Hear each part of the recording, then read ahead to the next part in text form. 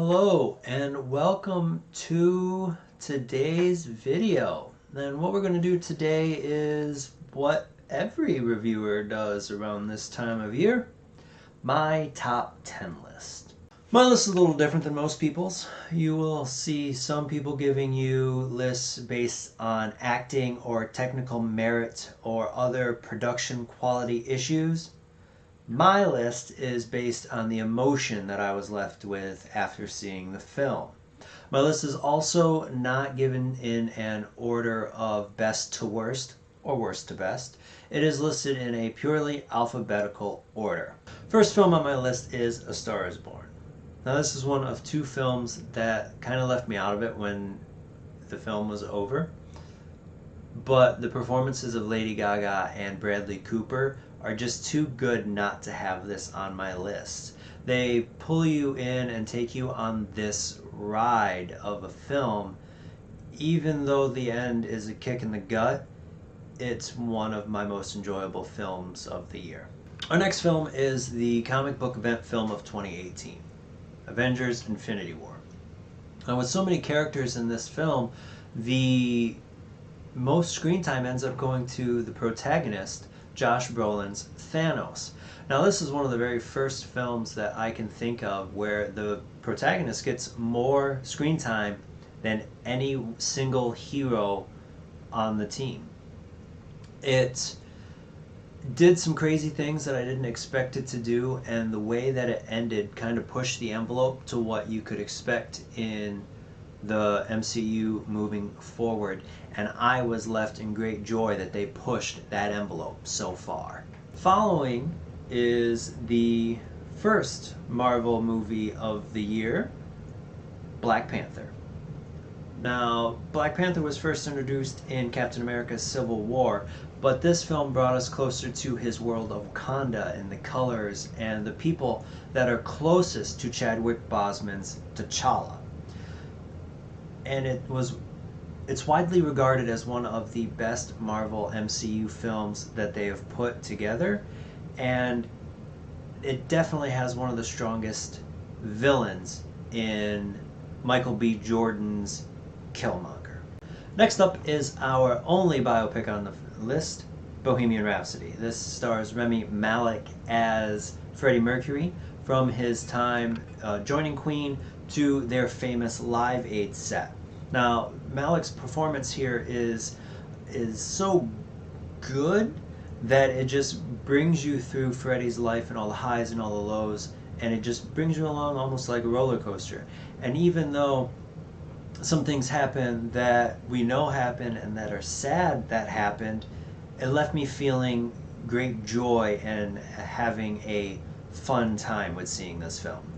Our next film is actually rather a big surprise for me to make it on this list, and that is Crazy Rich Asians, a film that had me laughing throughout. It showed a lot of excess and a lot of craziness, though that did bring me great joy. There is also a core film of family and love and prejudices deep within the story. Awkwafina and Nico Santos steal the show and made me laugh so much that I ended up crying during this film. Another comedy on our list that I had absolutely no thought when I saw it that this was going to end up on my list is The Happy Time Murders. Now, I'm not usually a fan of Melissa McCarthy, but I've always had this soft spot for Jim Henson films. So I went and saw this, and this film is abundant in vulgar, over-the-top, and extreme violence that I can't recommend this to a lot of people. But it had me laughing and almost doubled over in pain at how much joy and fun that this film turned out to be for me. Now we move on to our first animated film of the list, Incredibles 2. I've waited 14 years for this movie, and to see the return of the original voice cast to continue the stories of the Parr family was amazing for me. They go from secretly trying to be heroes to bringing heroes out into the daylight, and it just brought me great joy to see their family continue to interact while trying to be superheroes. The biggest shock of my list is this film, Mamma Mia, Here We Go Again. I'm not a musical fan. I just have a hard time understanding why music and dance just suddenly break out. But I watched this film back to back with the original Mamma Mia, and the story that it weaved and the music that it used just made me laugh, and it made me smile, and it made me feel closer to not only the location but the characters within the film. The penultimate film on our list is Ralph Breaks the Internet. As you can see through some of the videos that I have on my channel, video games always hold a soft spot in my heart, and Wreck-It Ralph really brought together those characters that I grew up with into one fantastic world. And then to see that world expand into the internet and the things that Ralph and Vanellope end up doing within inside the internet brought great joy to my heart.